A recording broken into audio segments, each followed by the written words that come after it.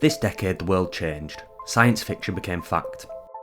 Colossal Biosciences announced their grand plan to resurrect the dead. It cannot be. Okay, not quite like that. It's more like this. There you are. There you are. Still a bit of an exaggeration. They're actually planning to bring back recently extinct species. And as someone who literally teaches extinction for a living, that got my brain spinning. Who's next on this conveyor belt of de-extinction? I've already covered 5, but there are so many more dead things I want to see. So today, we're diving into 5 more species that absolutely need to make a comeback. New Zealand is known for having some weird shit living on that island. Species you won't find anywhere else on Earth. This first species is a world of its own. Belonging to the Moa family, the island giant Moa was an absolute unit. Standing at around 12 foot, it's the tallest bird to ever exist. It's a feathered skyscraper that absolutely dwarfs the biggest modern birds like ostriches and emus. And just like these birds, it was way too big to fly. Fly, you fools!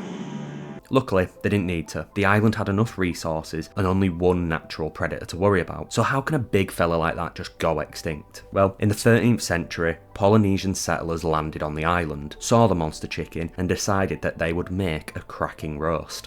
Meat's back on the menu, boys! Throw in introduced predators like dogs and rats and you're out of hope. This slow breeding Moa just couldn't cope with the new threats, and sadly they rapidly declined. By 1450, it's believed that all 9 species were extinct, wiped from New Zealand and from history. Or so we thought, because this year plans were announced to bring the Moa back.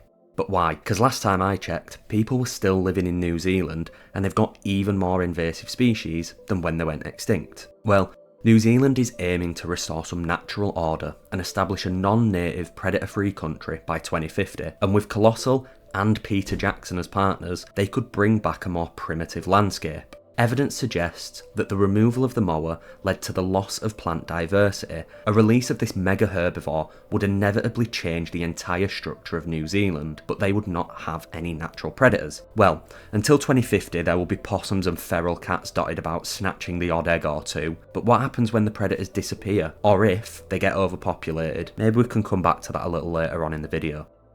From one land titan to a beast of the sea, the Stellers Sea Cow was a gentle giant of the waves, a supersized cousin of the modern dugong. Most of what we know about this species actually comes from studying relatives, because by the time scientists discovered it, it was basically already doomed. Within 27 years, every last one had been killed, and that must be some sort of record. There were 2 main reasons behind their extinction. Number 1, hunted for meat by traders coming from Russia to North America. Honestly, I'm not seeing the appeal. Maybe it's an acquired taste. Number 2, fashion. Okay, not for sea cow, but the hunting of another species, sea otters, and this potentially kick-started a domino effect. So, here's the theory. Sea cows ate kelp, so did urchins, but otters ate urchins, remove the otters, and urchins go skits, and eat all the kelp, meaning no more food for big boy sirens. And if you add in those hungry Russians from earlier, you're speed-running extinction. So, should they come back? It'd be fascinating to see, but with our kelp forest disappearing faster than ever, we may end up losing them again, and probably quicker this time. Let's take a minute to look at a micro beast we should bring back, the Madagascan dwarf hippo. Okay, micro might be generous. They're believed to have weighed up to 250 kilograms. I know, still a unit, but compared to modern hippos, basically a supermodel. This one's been gone far longer than anything else on this list, wiped out around 100,000 years ago. But honestly, I still think it's a strong de-extinction contender, because Madagascar right now, I'd politely call it f***ed. Most native species are on the brink, and with a growing human population squeezing resources, vital habitats are disappearing fast. Enter the hippo. If they behaved anything like their modern cousins, they'd terraform the landscape brick by brick. By stomping through riverbanks, they'd carve new water channels, creating space for amphibians and aquatic invertebrates to thrive. And all that mud churning helps disperse seeds and regenerate plant life. So yeah, they might at the moment be a dusty old fossil, but this crusty lawnmower could give Madagascar the ecological jumpstart it desperately needs, and help protect countless species teetering on the edge. This video's flying by, maybe let's take a moment to slow down. Let's talk about a slow and steady lad that we discovered in 1971. George, a Pinta giant tortoise found casually strolling Pinta Island. It's not really a plot twist. Tortoise found in the place it's named after.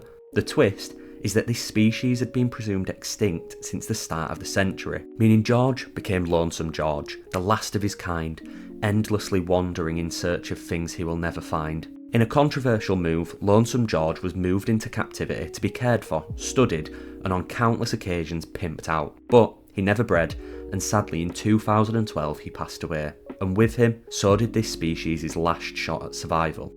So, if we have the power to bring them back, why should we? Well, they were smashing it before we rocked up on the Galapagos Islands. Then, we did what we do best, we just put unknown things in our mouth. In all fairness, they were easy to catch, lasted ages on ships, and tasted pretty good, apparently.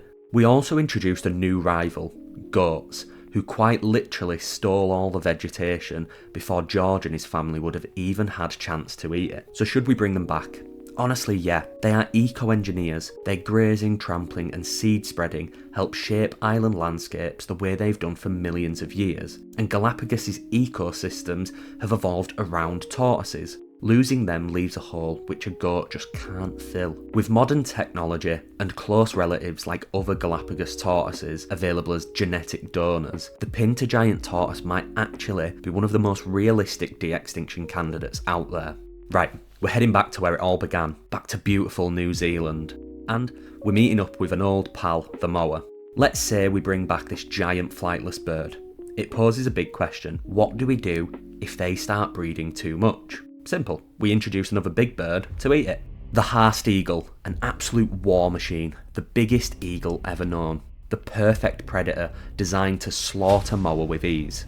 To do this, it needed an arsenal. It has a 10-foot wingspan, 10cm talons, a curved beak perfect for stripping flesh, and my axe. If we decide to bring back the Moa, it's only right we bring back what nature intended to be its bully. Another big supporting factor is that their extinction was tied to one another. Haast Eagle was thriving until the Moa extinction. We removed the prey and along went the predator, and it really messed with New Zealand's diversity, and in all honesty, New Zealand needs it back. Right now, the islands are basically being run by invasive mammals. Stoats, possums, cats, rats. They've been left unchecked and nature is suffering. Add in Haast Eagle, they would come in and quickly establish themselves as the apex, restoring balance, and could effectively bring the island back to its glory days. Sure, both went extinct about 600 years ago, but the habitat, the airspace, the niches, all still up for grabs. Suddenly, New Zealand looks a lot less bleak and a lot more like a prehistoric fantasy world it used to be. So that's the list. Let's hope we get to see a couple of these make a return in the not so distant future, because we need to bring a bit more fantasy into the world. And nothing says fantasy like mini hippos, living lawnmowers and giant angry eagles. So hit like, subscribe and join me next time when I inevitably pitch reviving something probably quite questionable.